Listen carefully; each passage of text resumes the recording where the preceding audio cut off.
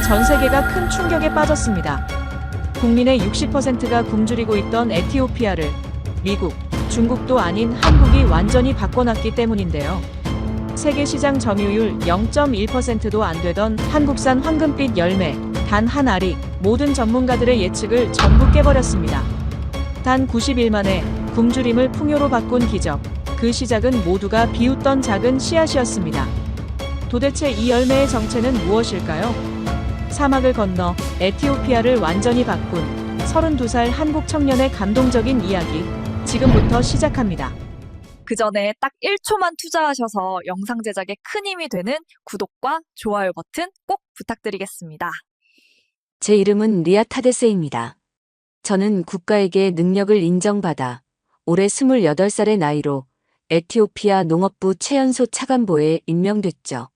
저는 요즘 하루도 빠짐없이 새벽 6시에 현장으로 출근하고 있습니다. 따뜻한 커피를 마시며 현장을 바라보면 마음이 정말 참담해집니다. 커피의 발상지라는 에티오피아가 지금은 너무도 메마르고 황폐해졌거든요.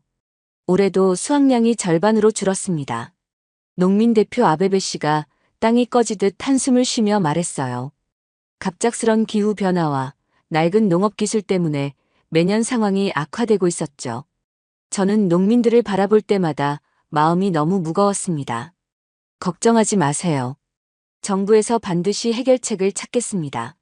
이렇게 말은 했지만 솔직히 자신이 없습니다. 하지만 이렇게 위로라도 해야 했어요. 농민들의 절망적인 눈빛을 보고 있으면 가슴이 찢어질 것 같거든요. 오후에 농업부 회의가 있었습니다.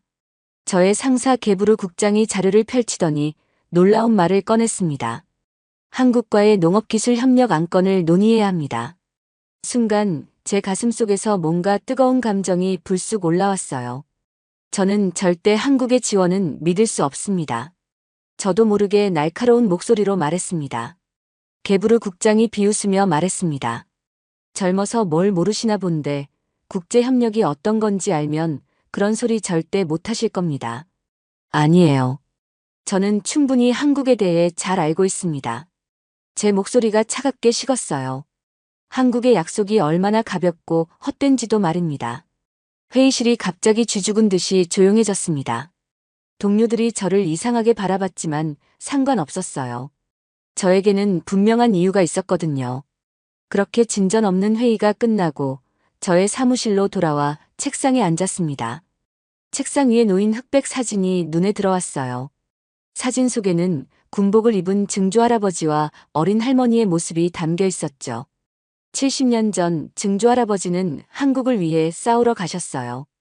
우리 에티오피아는 열악한 환경 속에서도 대한민국을 위해 6천여 명의 황실 근위대를 파병했죠. 하지만 저희 증조할아버지는 그곳에서 돌아오지 못하셨습니다. 그런데 한국은 증조할아버지를 기억조차 않았죠. 아무리 문의해도 참전 기록이 없다는 말만 반복할 뿐이에요. 한국이라는 나라를 어떻게 믿을 수 있을까요? 속으로 중얼거렸습니다. 자신을 위해 맞서 싸운 용감한 군인의 희생을 외면하는 나라와 손을 잡으라니 도저히 받아들일 수 없었어요. 그날 밤 집으로 돌아가는 길에 할머니 말씀이 떠올랐습니다. 아버지는 머나먼 땅에서 우리를 위해 싸우셨단다. 하지만 그 나라는 우리를 까맣게 잊어버렸지. 할머니의 슬픈 목소리가 귓가에 맴돌았어요. 이것이 제가 한국을 불신하는 진짜 이유였습니다. 단순한 정책적 판단이 아니라 깊은 상처에서 비롯된 감정이었죠. 저의 극심한 반대에도 불구하고 저는 아직 힘이 없었습니다. 결국 정부 차원에서 한국과의 협력 프로젝트가 결정됐습니다.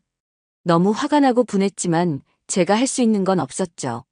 그렇게 일주일 후 파트너로 파견된 한국인 농업학자가 에티오피아에 곧 도착한다는 소식에 저는 씁쓸한 마음을 뒤로한 채 공항으로 마중 나갔습니다. 공항에서 처음 만난 김진우 박사는 생각보다 젊어 보였습니다. 30 초반 정도로 보이는 그는 정중하게 인사했어요. 안녕하세요.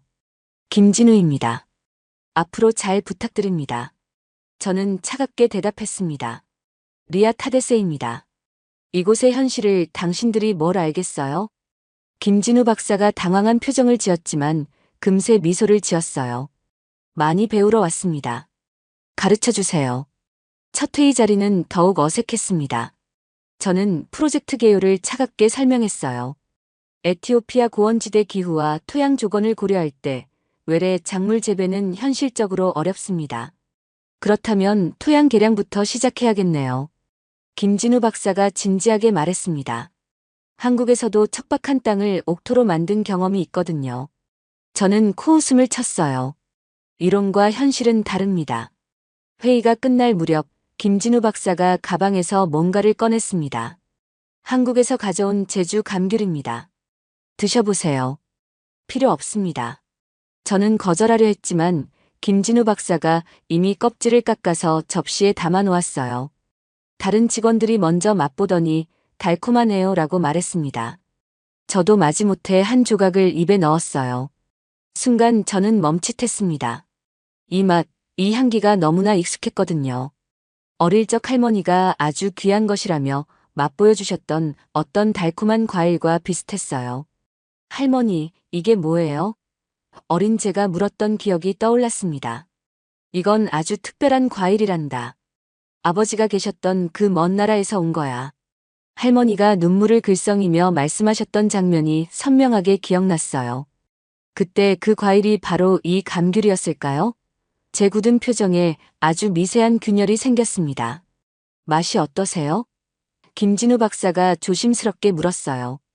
저는 잠시 망설이다가 대답했습니다. 나쁘지 않네요.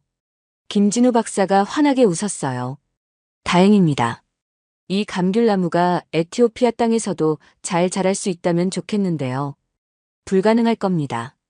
저는 여전히 차갑게 말했지만 마음 한구석에서는 이상한 감정이 일어났어요.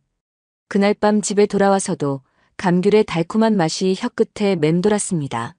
할머니의 기억과 오늘의 경험이 묘하게 겹쳐지면서 제 마음에 작은 물결이 일기 시작했어요. 에티오피아 고원지대에 감귤 재배 시범 농장을 만드는 프로젝트가 시작됐습니다. 저는 감시하듯 매일 현장을 찾았어요. 정말로 이 프로젝트가 실패하는지 확인하고 싶었거든요. 김진우 박사는 새벽부터 밤늦게까지 현장에서 흙을 만지며 일했습니다. 토양 성분을 정확히 분석해야 해요.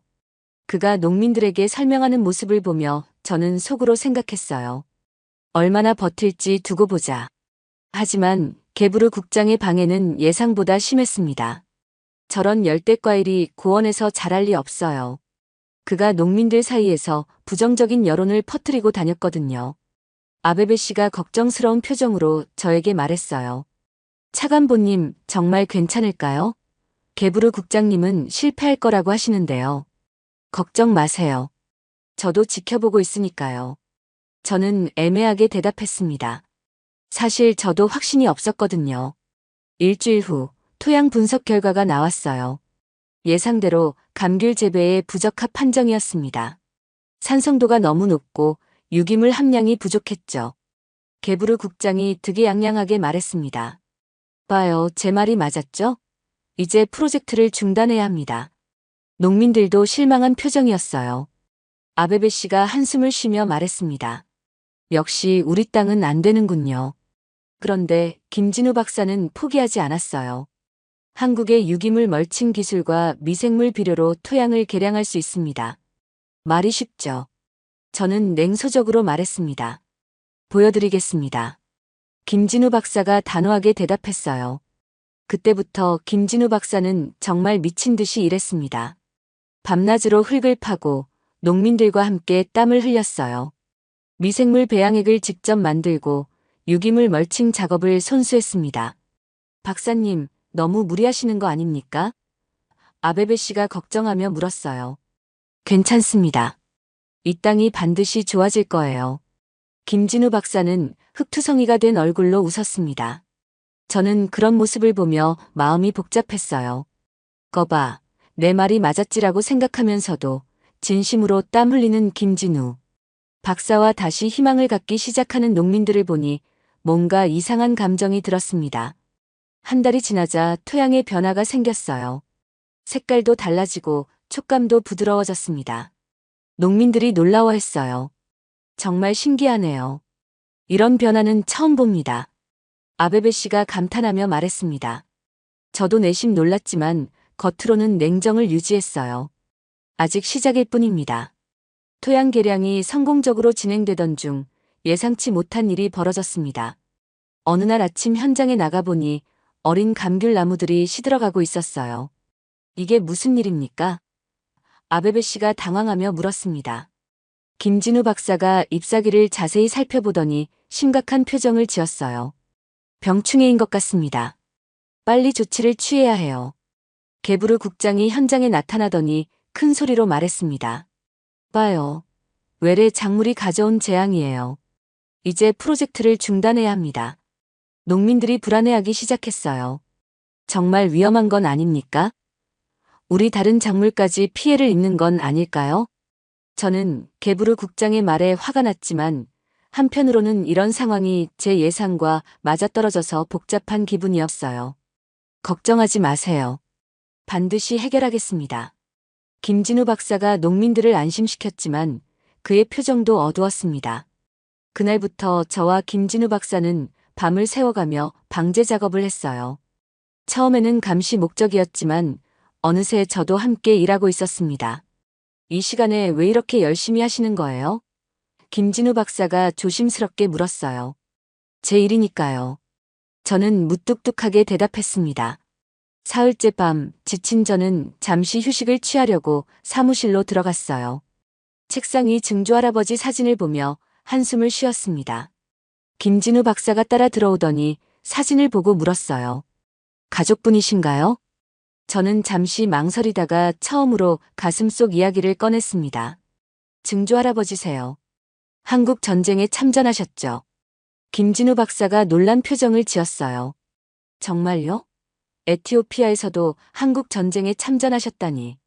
한국을 위해 싸우다 돌아가시지 못했어요. 제 목소리가 떨렸습니다.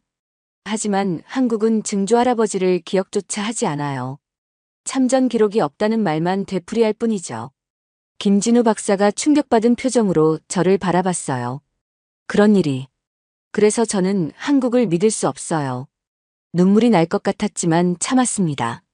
가족의 희생을 외면하는 나라와 어떻게 손을 잡을 수 있겠어요? 김진우 박사가 한참 동안 말없이 사진을 바라봤습니다. 그리고 조용히 말했어요. 죄송합니다.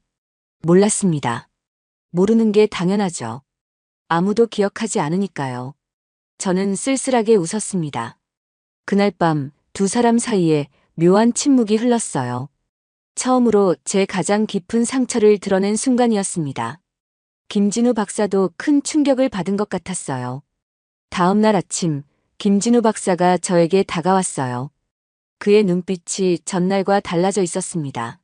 리아 씨, 약속드릴게요. 김진우 박사가 진지하게 말했습니다.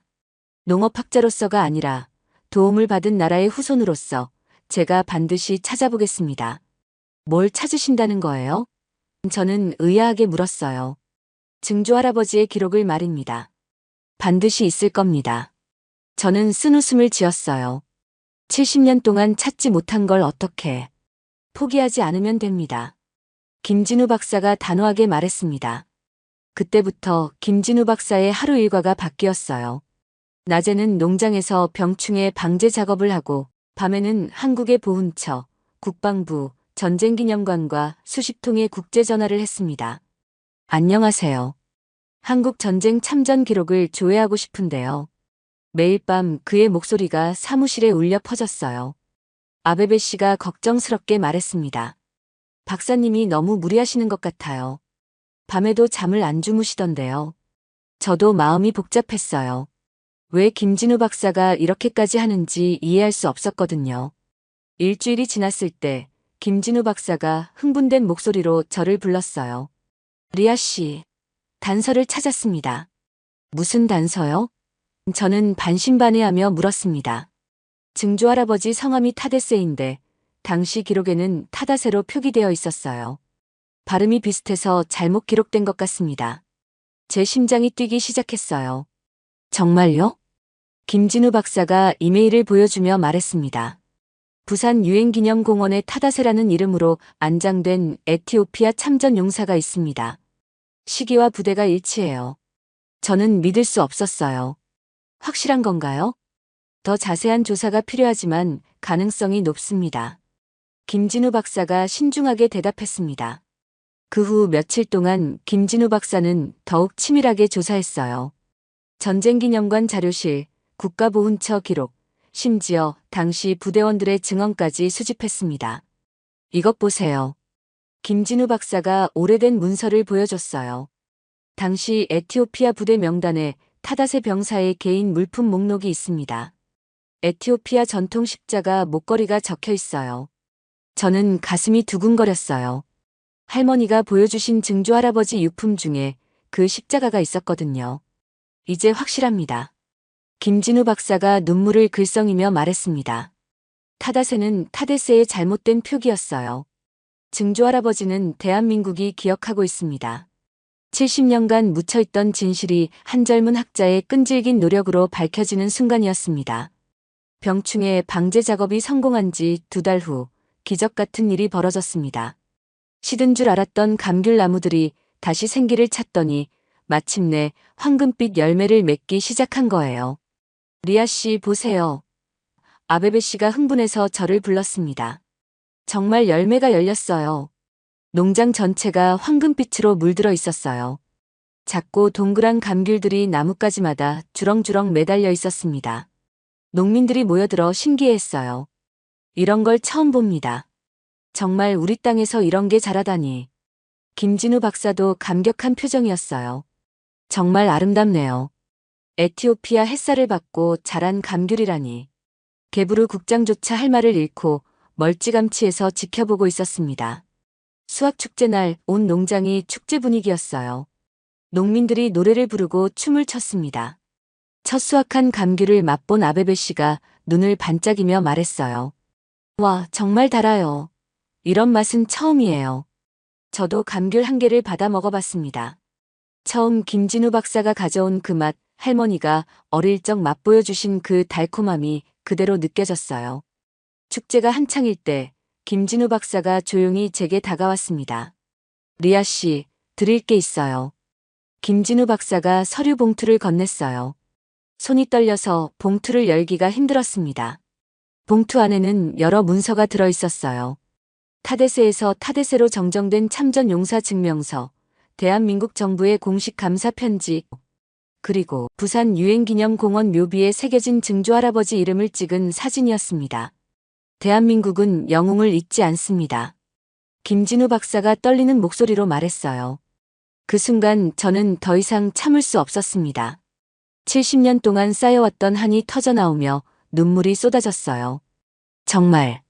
정말 기억하고 계셨군요. 목이 메어 제대로 말할 수 없었습니다. 아베베 씨와 다른 농민들도 제 모습을 보고 무슨 일인지 궁금해했어요. 김진우 박사가 간단히 설명해주자 모든 사람이 조용해졌습니다. 리아 차관보님의 증조 할아버지는 우리나라를 위해 싸워주신 영웅이셨습니다. 아베베 씨가 감동받은 표정으로 말했어요. 황금빛 감귤의 성공적인 수확과 70년간 묵은 한이 풀리는 순간이 겹치면서 제 마음속에서 뭔가 큰 변화가 일어났습니다. 오랫동안 가져왔던 한국에 대한 불신과 원망이 눈 녹듯 사라져갔어요. 고맙습니다. 저는 김진우 박사에게 진심으로 고개를 숙였습니다. 정말 고맙습니다. 에티오피아산 K 감귤의 성공 소식이 전국적인 뉴스가 됐습니다. 텔레비전과 신문에서 앞다투어 보도했어요. 고원지대에서 피어난 기적 한국 기술로 되살아난 에티오피아 농업. 게브루 국장은 더 이상 반대 목소리를 내지 못했습니다. 농민들은 너도 나도 감귤 재배 기술을 배우려고 몰려들었어요. 차관보님, 우리 마을에도 감귤 농장을 만들 수 있을까요? 다른 지역 농민 대표들이 찾아와 간절하게 부탁했습니다. 저는 김진우 박사와 함께 전국 각지를 돌아다니며 기술 지도를 했어요. 놀라운 것은 감귤이 커피보다 훨씬 높은 소득을 안겨준다는 점이었습니다. 한 그루당 연간 수익이 커피나무의 3배예요. 아베베 씨가 기뻐하며 말했습니다. 이제 아이들 학비 걱정 안 해도 되겠어요. 6개월 후 저는 새로운 프로그램을 발표했습니다. 참전 용사 후손 장학 프로그램이었어요.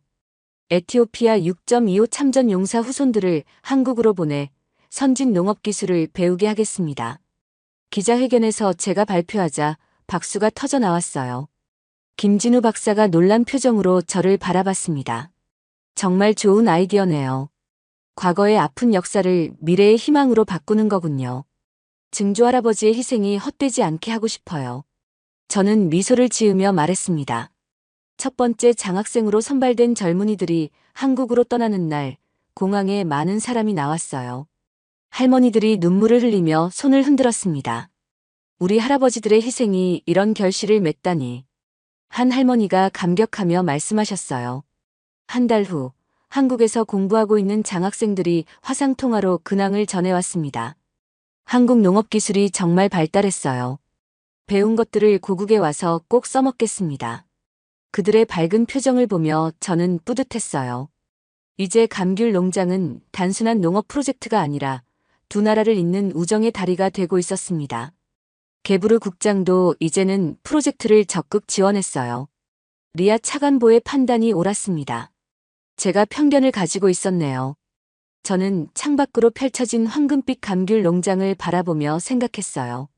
하나의 과수원이 한 나라의 자존심을 바꿀 수 있다는 것을, 그리고 진정한 국제 협력이란 이런 것이라는 걸 깨달았습니다. 1년 후, 저는 부산 유엔기념공원에 서 있었습니다. 증조 할아버지의 묘비 앞이었어요. 정정된 이름 타데세가 선명하게 새겨져 있었습니다. 무릎을 꿇고 묘비에 에티오피아에서 직접 가져온 황금빛 감귤 하나를 올렸어요. 증조 할아버지, 이제 한국이 우리를 기억한다는 걸 알겠어요. 김진우 박사가 조용히 제 곁에 다가와 서 있었습니다. 지난 1년 동안 함께 일하면서 우리는 동료를 넘어 진정한 친구가 되었어요. 증조 할아버지의 명예뿐만 아니라 우리 조국의 미래까지 찾아주셨어요. 정말 감사합니다. 저는 진심을 담아 인사했습니다. 김진우 박사가 부드럽게 웃으며 말했어요. 저야말로 감사해요. 리아 씨 덕분에 진정한 국제 협력이 뭔지 배웠습니다. 묘지를 나서며 저는 휴대폰으로 아베베 씨에게 전화를 걸었어요. 잘 도착했어요. 내일 한국농업기술원 견학 일정 확인해 주세요. 네, 차관보님. 벌써 세 번째 농장에서 연락이 왔어요. 감귤 재배 기술을 배우고 싶다고 하네요. 고국의 반가운 소식이었어요. 이제 에티오피아 전역에서 황금빛 감귤이 자라고 있었습니다. 김진우 박사와 함께 부산 해안가를 걸으며 이야기했어요. 이제 정말 믿어요. 한국과 에티오피아가 함께 만들어갈 미래를요. 앞으로도 계속 함께해요. 농업뿐만 아니라 더 많은 분야에서 협력할 수 있을 겁니다. 김진우 박사가 미소 지으며 말했습니다. 저녁 무렵 호텔에서 에티오피아 뉴스를 봤어요. 아이들이 달콤한 감귤을 나누어 먹는 모습이 화면에 나왔습니다. 그들의 밝은 웃음소리가 들리는 듯 했어요. 마지막 장면에서 할머니 한 분이 인터뷰하는 모습이 나왔습니다. 우리 남편이 머나먼 한국 땅에서 뿌린 씨앗이 이렇게 아름다운 열매를 맺었네요. 저는 창밖 부산 야경을 바라보며 생각했어요. 한국이 에티오피아에 심은 것은 감귤나무만이 아니었습니다. 그것은 70년의 세월을 뛰어넘는 약속이자 상처를 치유하고 두 나라의 미래를 함께 여는 희망이었습니다.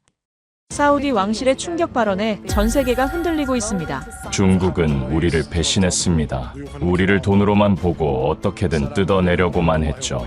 하지만 대한민국, 한국만은 달랐습니다. 사우디와 진정한 친구가 되려고 했죠. 우리는 앞으로 한국과 함께 할 것입니다.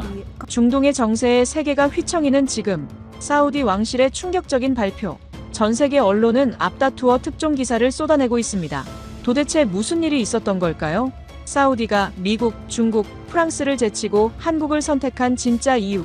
지금 시작합니다. 저는 아멜리 벤튼입니다. 하버드 케네디 스쿨을 수석으로 졸업하고 파리에서 가장 영향력 있는 방산 컨설팅 회사 글로벌 포텐셜의 최연소 수석 컨설턴트가 된 사람이죠. 39세에 이 자리까지 오른 건 정말 쉽지 않았어요. 오늘 아침 출근하자마자 동료 장클로드가 커피를 마시며 말했어요. 아멜리, 혹시 한국도 이번 사우디 입찰에 참여한다던데? 정말 웃기지 않아? K-팝이나 만드는 나라가 200조 원짜리 방산 사업에. 저는 즉시 냉소적으로 대답했습니다. 한국, 아직도 북한하고 휴전 중인 나라 말이야. 실제 전쟁은 80년 전에 끝났잖아. 지금은 그냥 게임이나 케이팝으로 먹고 사는 나라지. 방사는 진짜 어른들이 하는 일이야. 사무실에 있던 모든 동료들이 박장대소했어요. 저도 덩달아 웃었죠. 맞아, 한국 애들이 뭘 안다고. 게임에서나 전쟁 잘하지. 책상 위에 놓인 파일을 펼쳤을 때 저는 정말 충격을 받았습니다. 사우디아라비아 200조 원 규모 방어 시스템 현대화 사업. 이 한 건으로 우리 회사 매출이 3배는 뛸 거예요. 그리고 성공한다면 제가 파트너로 승진하는 것도 꿈이 아니었습니다. 화면 속 위성 사진들을 보는 순간 등골이 서늘해졌어요. 사우디의 방어 시스템 상태가 상상보다 훨씬 심각했거든요. 30년도 더 된 구형 장비들로 가득한 방어선, 녹슬어가는 레이더 시설들. 마치 박물관에서나 볼 법한 노후화된 미사일, 발사대들이 곳곳에 널려 있었습니다. 이란이 진짜로 공격하면 생각만 해도 소름이 돋았어요. 반면 이란의 군사력 분석 자료는 더욱 충격적이었습니다. 최신 스웜 드론 기술, 하이퍼소닉 미사일, 그리고 사이버 전자전 능력까지. 이건 완전히 비대칭 전력이었어요. 손에 땀이 날 정도로 긴장됐습니다. 이란이 마음먹고 공격한다면 사우디의 현재 방어력으론 3일도 못 버틸 것 같았거든요. 그때 참가국 명단을 다시 보게 됐어요. 미국, 영국, 프랑스, 독일, 중국, 그리고 맨 마지막에 한국이 있더라고요. 한국이 정말 왔네. 저는 피식 웃으며 동료들에게 소리쳤어요. 얘들아, 한국이 정말 입찰 참여한대. 케이팝 가수들이 와서 미사일 막아줄 건가? 사무실이 또 웃음바다가 됐어요. 누군가가 소리쳤죠. 아니면 게임으로 훈련받은 파일럿들이 올 거 아니야? 리그 오브 레전드로 전쟁 연습했다고. 한국 애들 진짜 웃겨. 자기들이 뭔 줄 아나? 문득 휴대폰이 울렸어요. 상사인 피에르 부장의 메시지였습니다. 아멜리, 이번 사우디 건 정말 중요해. 실수하면 우리 모두 끝이야. 알고 있습니다. 완벽하게 해내겠어요. 중국 쪽 데이터 분석은 어때? 왕실에서 가장 관심 있어 하는 부분이거든. 200조 원이라는 숫자 앞에서 가슴이 두근거렸어요. 이 프로젝트 하나로 제 인생이 완전히 달라질 수 있었습니다. 저는 확신에 찬 목소리로 중얼거렸습니다. 결국 답은 중국이겠어. 아버지가 늘 말씀하셨거든요. 아멜리, 비즈니스는 감정이 아니라 숫자야. 가성비가 모든 걸 결정한다. 1990년대 초 아버지 회사가 위기에 처했을 때의 일이 떠올랐어요. 프랑스 내수 시장에서 고비용 구조로 어려움을 겪던 중 중국의 저렴한 생산 비용 덕분에 기사회생할 수 있었습니다. 그때부터 저희 가족은 중국의 효율성을 믿게 됐죠. 키보드를 두드리며 분석 내용을 정리했어요. 중국의 방산 기술은 가격 대비 성능이 뛰어나며 대량 생산 능력을 갖춘 현실적인 대안이다. 특히 1대1로 사업과 연계한 종합적 패키지는 200조 원 규모의 사우디 프로젝트에 최적화된 솔루션이다. 그런데 한국 부분을 어떻게 쓸지 고민이 됐어요. 아예 빼버릴까도 생각했지만 보고서의 완성도를 위해 한 문장 정도는 넣어야겠더라고요. 한국의 경우. 잠시 멈춰서 생각했어요. 뭐라고 써야 할까요? 한국은 80년 전 전쟁 이후 직접적인 실전 경험이 전무한 상태입니다. K-팝 문화와 e스포츠 분야에서의 성과는 인정하나 200조 원 규모의 실전 방산 프로젝트는 전혀 다른 차원의 문제입니다. 게임 속 가상전쟁과 현실의 생존 문제를 동일시할 수는 없습니다. 타자를 치면서 속으로 생각했어요. 정말 한국이 뭘 할 수 있을까 싶었거든요. K-팝으로 이란 미사일을 막겠다는 건가? 그때 또 휴대폰이 울렸어요. 이번엔 모르는 번호였습니다. 혹시 아멜리 벤튼 씨십니까? 사우디 200조 원 프로젝트 관련해서 한국에 대해 잘못 알고 계신 게 있어서 죄송하지만 한국 관련 로비는 받지 않습니다. K-팝 팬클럽에서 전화하신 거라면 더욱 곤란하고요. 전화를 끊고 피식 웃었어요. 정말 한국 사람들은 어디서든 자기네 자랑하려고 하네요. 보고서를 마무리하면서 중국 기술의 우수성을 한 번 더 강조했습니다. 이 프로젝트로 파트너 승진까지 노려볼 수 있었거든요. 창밖으로 파리의 회색빛 하늘이 보였어요. 곧 사우디 왕실에서 긴급 회의가 열릴 예정이었습니다. 200조 원의 운명이 결정되는 순간이죠. 결국 진짜 어른들이 이기겠지. 저는 보고서를 출력하며 확신했습니다. 중국의 가성비와 경험을 따라올 나라는 없을 테니까요. 하지만 가슴 한구석에서 계속 불안감이 올라오고 있었어요. 200조 원이라는 거대한 프로젝트 앞에서도 뭔가 놓치고 있는 게 있는 것 같았거든요. 리야드 공항에 내린 순간 사막의 뜨거운 바람이 얼굴을 때렸어요. 사우디 왕실의 초청으로 세계 각국 방산업체 대표들이 모인 이 자리, 정말 역사적인 순간이었습니다. 왕궁 회의실에 들어서니 이미 각국 대표단들이 자리를 잡고 있었어요. 미국 로키드 마틴, 영국 BAE 시스템즈, 독일 라인메탈, 그리고 중국 대표단은 무려 20명이나 왔더라고요. 역시 중국이네. 저는 속으로 감탄했어요. 중국 사절단장인 왕지안 부사장이 화려한 프레젠테이션 자료를 펼치는 모습을 보니 이미 승부는 끝난 것 같았습니다. 사우디 왕실과 중국은 이미 1대1로 사업으로 깊은 협력 관계를 맺고 있습니다. 이번 방어 시스템도 기존 인프라와 완벽하게 연동될 것입니다. 왕지안의 말에 사우디 고위 간부들이 고개를 끄덕였어요. 국방부 장관 칼리드와 경제기획부 장관 아흐메드는 특히 열렬하게 반응하고 있었습니다. 가격도 경쟁력 있고 납기도 빠르고 역시 중국이야. 그런데 그때였어요. 회의실 뒤쪽에서 젊은 남자가 일어섰습니다. 나임 왕자였죠. 잠깐만요. 우리가 놓치고 있는 게 있지 않나요? 나임 왕자가 말하자 회의실이 조용해졌어요. 그는 차분하지만 단호한 목소리로 말했습니다. 한국의 AI 기반 통합 방어 시스템을 검토해봐야 한다고 생각합니다. 한국이요? 저는 깜짝 놀라서 소리쳤어요. 회의실에 있던 모든 사람들도 마찬가지였습니다. 나임 왕자는 준비해온 자료를 펼쳤어요. 고작 2장짜리 팩스 서류였습니다. 다른 나라들의 화려한 브로셔와는 정말 대조적이었죠. 한국은 70년 넘게 분단 상황에서 끊임없이 실전을 대비해온 나라입니다. 그들의 기술은 실제 위협에 대응하며 발전해왔어요. 칼리드 국방장관이 즉시 반박했습니다. 왕자님, 한국은 실전 경험이 부족합니다. 80년 전 전쟁 이후 실제 전투를 해본 적이 없잖아요. 저도 참을 수 없어서 손을 들었어요. 죄송합니다만 나임 왕자님, 기술적 완성도보다는 현실적인 가격과 유지보수 비용을 고려해야 한다고 생각합니다. 시장 분석 결과 중국의 솔루션이 가장 효율적이에요. 나임 왕자가 저를 바라봤어요. 그의 눈빛이 예상보다 날카로웠습니다. 아멜리 씨, 혹시 한국에 대해 얼마나 알고 계시나요? 충분히 알고 있습니다. K-팝과 게임으로 유명한 나라죠. 하지만 200조 원짜리 방산 프로젝트는 다른 문제입니다. 회의실에서 킥킥 웃음소리가 들렸어요. 저는 계속해서 말했습니다. 게임에서 전쟁을 잘한다고 해서 실제 전쟁도 잘할 수 있는 건 아니잖아요. 그때 왕지안이 미소를 지으며 끼어들었어요. 나임 왕자님, 아멜리 컨설턴트의 말이 맞습니다. 우리는 감정이 아닌 데이터로 판단해야 해요. 중국의 생산 능력과 가격 경쟁력은 이미 검증되었습니다.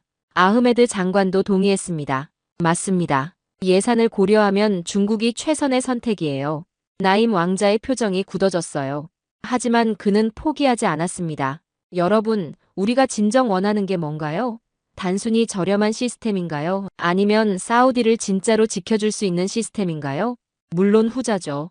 하지만 현실적으로 저는 말을 이어가려 했지만 나임 왕자가 손을 들어 제지했어요. 그렇다면 한국과 만나보는 것도 나쁘지 않을 것 같은데요. 적어도 들어는 봐야 하지 않을까요? 왕세자가 지켜보고 있었어요. 그는 아무 말 없이 상황을 주시하고 있었습니다. 회의가 끝나고 나서 저는 나임 왕자에게 다가갔어요. 왕자님, 솔직히 말씀드리면 한국에 대한 기대는 버리시는 게 좋을 것 같아요.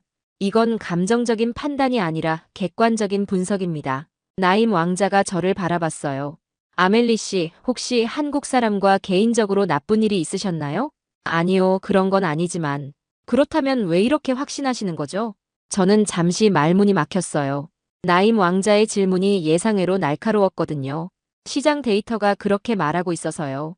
시장 데이터만으로 모든 걸 판단할 수 있을까요? 나임 왕자는 그렇게 말하고는 회의실을 떠났어요.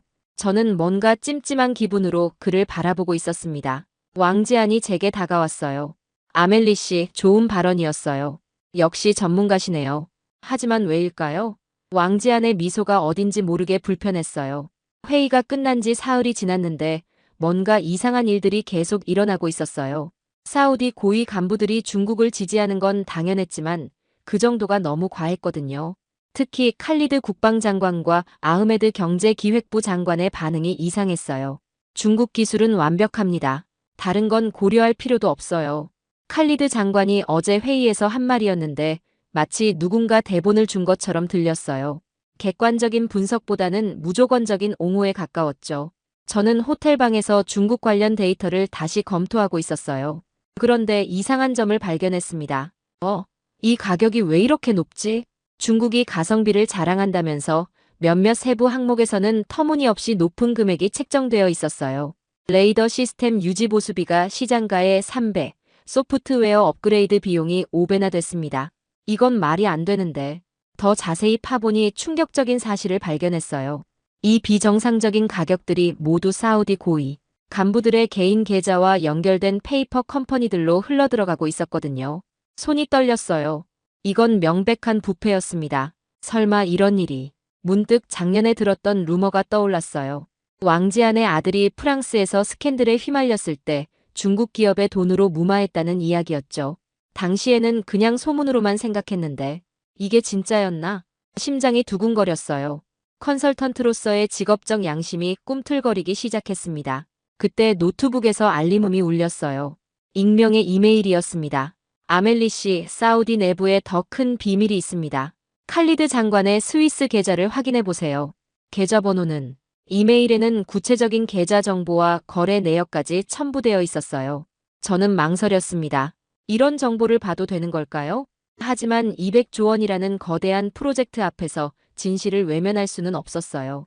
계좌 내역을 확인하는 순간 저는 정말 충격을 받았습니다. 지난 6개월간 중국 기업들로부터 거액의 자금이 계속 입금되고 있었거든요. 이런 말도 안 되는. 칼리드뿐만 아니었어요. 아흐메드, 파이잘 정보부 수장까지 모두 연결되어 있었습니다. 저는 머리를 감쌌어요.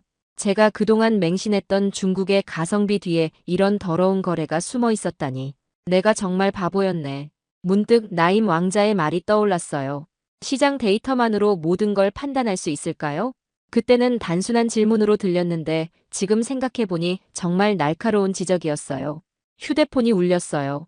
왕지안의 전화였습니다. 아멜리 씨, 어떠세요? 중국 제안에 대한 최종 보고서는 언제 나오나요? 그게 조금 더 시간이 필요할 것 같아요. 시간이요? 왜죠? 데이터는 충분히 명확한데. 왕지안의 목소리에서 약간의 초조함이 느껴졌어요. 혹시 다른 문제라도 있나요? 아니요, 그냥 좀 더 정밀한 분석이 필요해서요. 아멜리 씨, 우리는 이미 오랜 파트너 아닙니까? 믿고 맡겨주세요. 전화를 끊고 나서 저는 깊은 한숨을 쉬었어요. 왕지안의 말투에서 뭔가 압박하는 느낌이 들었거든요. 그때 문득 한국에 대한 제 편견이 떠올랐어요. 게임에서나 전쟁 잘하는 나라. 하지만 지금 상황을 보니 진짜 게임을 하고 있는 건 중국이었어요. 돈으로 사람들을 매수하는 더러운 게임 말이죠. 혹시 내가 한국에 대해 잘못 생각하고 있는 건 아닐까? 처음으로 그런 의문이 들었어요. 제가 가진 편견이 과연 객관적인 분석에 바탕한 건지 의심스러워졌거든요. 저는 노트북을 열고 한국에 대한 자료를 다시 찾아보기 시작했어요. 이번에는 케이팝이나 게임이 아닌 진짜 방산 기술에 대해서 말이에요. 그런데 찾아보니 놀라운 사실들이 나오기 시작했어요. 한국이 북한과 70년 넘게 대치하며 쌓아온 실전 경험, 그리고 그 과정에서 발전시킨 독특한 기술들. 이런 것들이 있었구나. 하지만 아직 확신은 서지 않았어요. 부패의 증거를 발견했다고 해서 한국이 정답이라고 단정할 수는 없었거든요. 창밖으로 리야드의 밤하늘이 보였어요. 내일은 정말 중요한 하루가 될 것 같았습니다.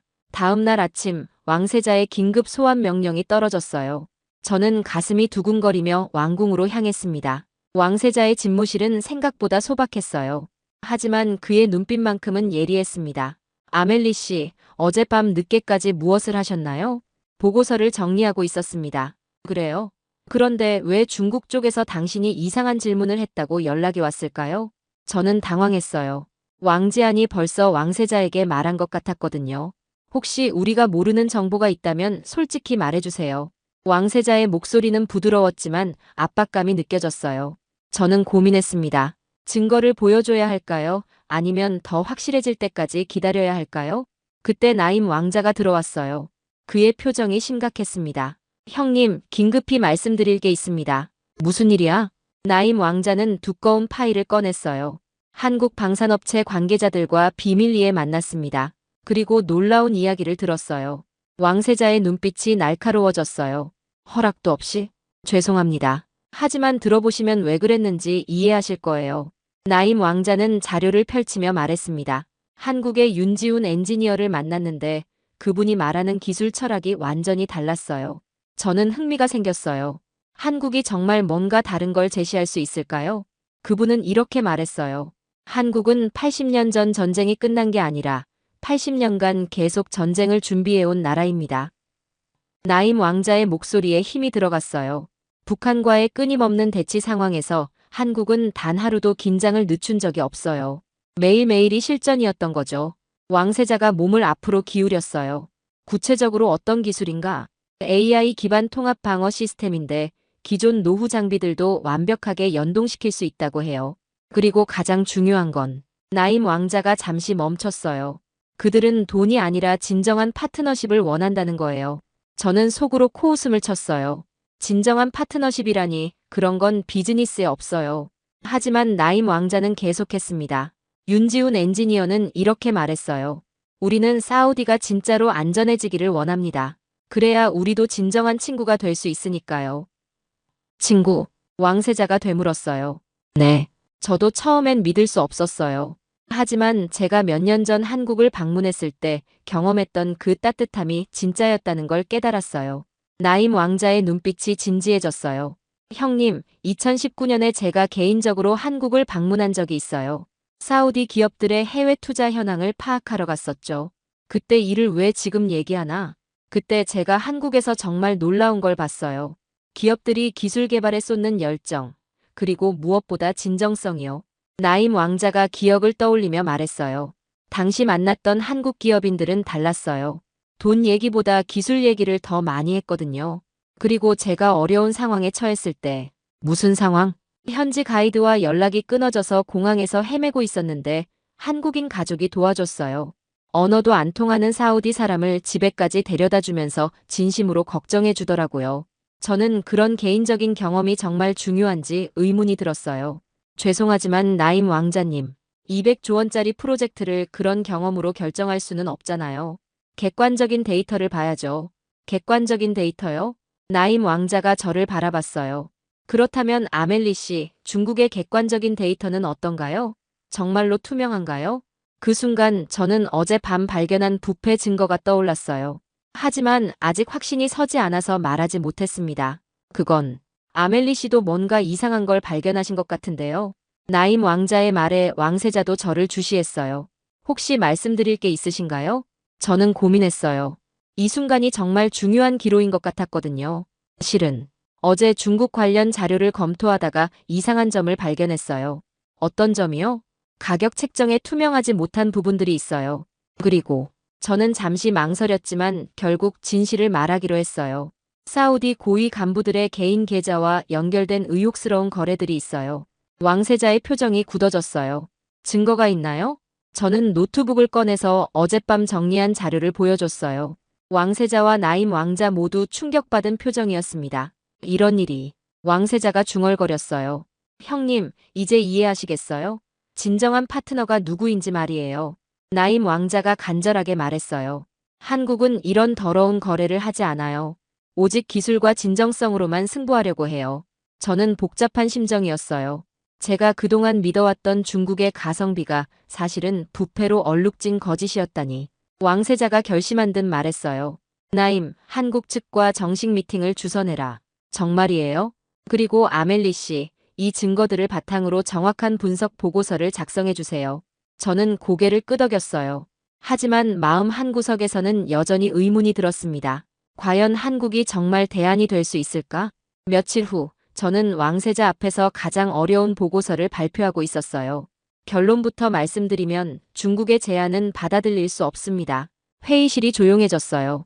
칼리드 국방장관과 아흐메드 경제기획부 장관의 얼굴이 굳어졌습니다. 아멜리 씨, 갑자기 왜 그런 결론을? 칼리드 장관이 말하려 했지만 저는 손을 들어 제지했어요. 증거를 보여드리겠습니다. 저는 며칠간 조사한 자료들을 스크린에 띄웠어요. 스위스 계좌 거래 내역, 페이퍼 컴퍼니들의 자금 흐름, 그리고 중국 기업들의 비정상적인 가격 책정까지. 이 모든 증거들이 하나를 말하고 있습니다. 중국의 제안은 기술력이 아니라 부패에 기반한 것이라는 걸요. 아흐메드 장관이 벌떡 일어났어요. 이건 조작된 자료야. 믿을 수 없어. 조작이라고요? 저는 냉정하게 대답했어요. 그렇다면 장관님의 개인 계좌로 들어온 중국 기업들의 송금 내역은 뭘까요? 지난달에만 300만 달러가 입금됐는데요. 아흐메드 장관의 얼굴이 새하얗게 변했어요. 왕세자의 눈빛이 차갑게 변했습니다. 아흐메드, 이게 사실인가? 전하, 그건 정당한 컨설팅 비용이었습니다. 컨설팅 비용을 개인 계좌로 받는 법이 있나? 칼리드 장관도 식은땀을 흘리고 있었어요. 저는 계속해서 증거를 제시했습니다. 더 충격적인 건 이겁니다. 중국이 제시한 가성비 좋은 가격들. 사실은 품질을 속인 거였어요. 스크린에 새로운 자료가 나타났어요. 이 레이더 시스템, 중국이 최신 기술이라고 했지만 실제로는 10년 전구식 기술이에요. 그리고 이 미사일 방어망도 마찬가지고요. 나임 왕자가 끼어들었어요. 아멜리 씨가 발견한 것들이 바로 제가 우려했던 부분이에요. 우리는 속고 있었던 거예요. 왕세자가 분노에 찬 목소리로 말했어요. 그동안 우리를 무시했다는 뜻인가? 저는 고개를 끄덕였어요. 네. 중국은 사우디를 호구로 본 거예요. 그냥 돈 뜯어낼 대상으로만 생각했던 거죠. 그때 왕지안이 급하게 회의실로 들어왔어요. 그의 얼굴에는 당황스러운 표정이 역력했습니다. 무슨 일입니까? 갑자기 회의를 중단한다고. 왕세자가 차가운 시선으로 왕지안을 바라봤어요. 왕 부사장, 우리가 몇 가지 질문이 있는데요. 질문이요? 당신들이 우리 고위 관료들에게 뇌물을 준 것에 대해서 말이에요. 왕지안의 얼굴이 굳어졌어요. 무슨 말씀인지. 그런 일은 없었습니다. 저는 증거 자료를 왕지안 앞에 내밀었어요. 이것도 없었던 일인가요? 왕지안이 자료를 보는 순간 그의 얼굴에서 혈색이 사라졌어요. 이건 오해입니다. 오해라고요? 나임 왕자가 분노에 찬 목소리로 말했어요. 우리나라를 뭘로 보고 이런 짓을 했습니까? 우리가 그렇게 만만해 보였나요? 왕지안이 변명하려 했지만 저는 더 결정적인 증거를 제시했어요. 더 가관인 건 이겁니다. 당신들이 제시한 기술들, 실제로는 한국에서 훔쳐온 기술들이더라고요. 뭐라고요? 왕세자의 목소리가 높아졌어요. 네. 이 AI 알고리즘 한국의 한 연구소에서 개발한 건데 중국이 해킹해서 가져간 거예요. 그리고 이 통합 시스템 설계도 마찬가지고요. 왕지안이 완전히 당황했어요. 그런 일은 없습니다. 증거가 다 있는데도 부인하시겠어요? 저는 마지막 카드를 꺼냈어요. 그리고 가장 충격적인 건 당신들이 우리를 속이면서 한국을 비웃었다는 거예요. 무슨 뜻입니까? 내부 이메일을 확인했거든요. 당신들이 사우디를 쉬운 호구라고 부르면서 한국을 게임이나 하는 바보들이라고 조롱한 내용들 말이에요. 왕세자의 얼굴이 완전히 굳어졌어요. 감히 우리를 그렇게 생각했다는 말인가? 왕지안이 완전히 패닉 상태에 빠졌어요. 아닙니다. 그건 오해입니다. 하지만 이미 늦었어요. 저는 최종 결론을 내렸습니다. 전하, 중국과의 협상은 즉시 중단해야 합니다. 그리고 한국과의 진정한 협력을 시작해야 해요. 나임 왕자가 기뻐하며 말했어요. 이제 진짜 파트너를 만날 때가 됐네요. 왕세자가 결단을 내렸어요. 좋다. 중국과의 모든 협상을 중단한다. 그리고 한국과 정식 협력을 시작하자. 칼리드와 아흐메드는 즉시 구속 명령이 내려졌어요. 왕지안은 황급히 짐을 싸서 중국으로 도망쳤고요. 저는 그 순간 깨달았어요. 제가 그동안 얼마나 잘못된 편견을 가지고 있었는지를 말이에요. 한국이 진짜 대안이었구나. 마음 한구석에서 기대감이 솟아오르기 시작했어요. 과연 한국이 보여줄 진짜 실력은 어떨까요? 사우디의 한국 협력 발표가 나간 지 하루 만에 전 세계가 발칵 뒤집혔어요. CNN부터 BBC까지 모든 언론이 이 소식을 다뤘는데 반응은 예상했던 것보다 훨씬 가혹했습니다. 사우디의 무모한 도박이라는 제목의 기사들이 쏟아져 나왔어요. 특히 중국 언론들은 정말 독설을 퍼부었습니다. K-팝이나 만드는 나라의 안보를 맡기다니, 사우디가 정신을 잃었나라는 기사를 보면서 저도 모르게 화가 났어요. 왜 이렇게 한국을 무시하는 걸까요? 프랑스 동료들도 마찬가지였어요. 장클로드가 저에게 전화를 걸어서 말했거든요. 아멜리, 너 정말 미쳤구나. 한국 같은 나라를 추천하다니. 내 커리어가 끝났어. 하지만 이상하게도 저는 더 이상 그런 말들이 신경 쓰이지 않았어요. 오히려 한국을 향한 기대감이 커지고 있었거든요. 그런데 정작 한국 측의 반응은 정말 놀라웠어요. 다른 나라들처럼 화려한 반박 성명을 내거나 언론 플레이를 하지 않았거든요. 윤지훈 엔지니어는 그저 조용히 사우디에 입국해서 이렇게 말했을 뿐이었어요. 말이 아니라 실제 성과로 증명하겠습니다. 그 담담한 자신감이 저에게는 더 인상적으로 다가왔어요. 중국은 사우디와의 다른 경제 협력 프로젝트들도 재검토하겠다며 노골적으로 압박을 가했습니다. 1대1로 사업 참여도 철회를 검토한다고 협박했어요. 왕지아는 중국으로 돌아간 후에도 계속 언론을 통해 사우디를 비난했습니다. 한국 기술의 허상에 속아서 사우디가 큰 실수를 했다. 곧 후회하게 될 것이라고 말이죠. 하지만 윤지훈 엔지니어는 그 모든 비난과 조롱 속에서도 흔들리지 않았어요. 오히려 더 열심히 일했습니다. 저는 그의 모습을 보면서 진짜 프로가 뭔지 깨달았어요. 화려한 말이나 정치적 수사가 아니라 오직 실력으로만 말하려는 자세 말이에요. 나임 왕자도 언론의 비난에 상처받은 듯 했지만 한국에 대한 믿음만큼은 흔들리지 않았어요. 곧 모든 게 증명될 거예요 라는 그의 말에서 확신이 느껴졌습니다. 그리고 드디어 그 순간이 왔어요. 이란이 다시 한번 대규모 공격을 감행한 거예요. 이번에는 정말 본격적이었습니다. 스웜 드론 200여 대와 하이퍼소닉 미사일 50여 발을 동시에 발사했거든요. 사우디의 기존 방어 시스템들이 순식간에 무력화되기 시작했어요.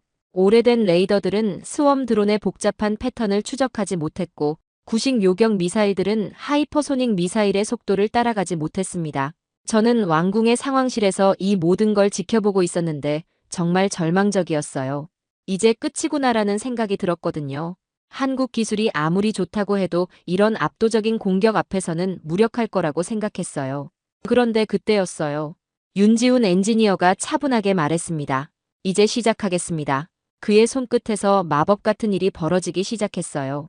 한국의 AI 기반 통합 관제 시스템이 가동되는 순간 모든 게 달라졌거든요.